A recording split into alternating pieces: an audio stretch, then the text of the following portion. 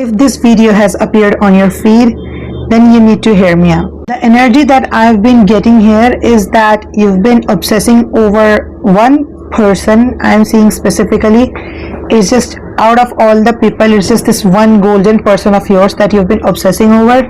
You've been continuously thinking about, and all of your energy has been consumed by that one person. It's being drained in that direction, which is right now not at all necessary.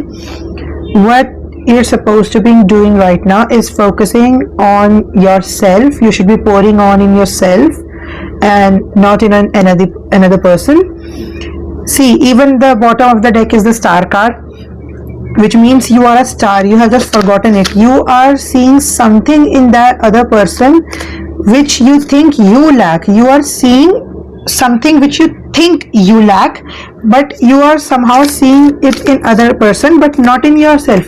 You have that very much potential. You have that thing inside within you only. Just the thing is, you are yet to recognize it. Okay. See, yes, we have two, Ace of Pentacles and the Page of Pentacles.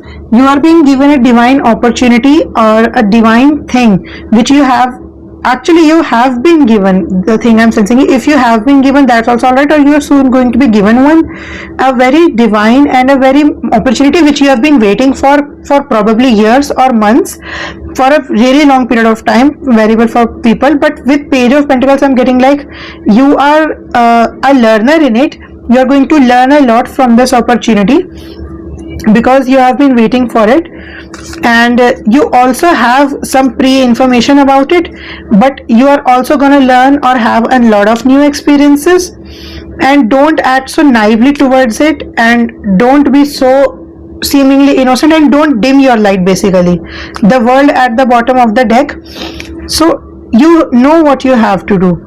Alright, you are gonna have several opportunities like this with the Seven of Pentacles, but you are only going to be able to handle them the way they're supposed to be once you have poured in on yourself. If you have energy left remaining to pour on yourself, if you're gonna completely drain your energy or another person, then that's not gonna happen. You can love them, you can talk to them, think about them, but when you are free, basically what I'm saying is you should introspect and work on where your wounds are coming from, where your emotions are, and be conscious about yourself rather than giving all of your thoughts to one person. It's okay, it happens sometimes, but for the moment you need to control your thoughts and keep them to yourself. Alright, this is your guidance. I'll be seeing you in the next one. Bye bye.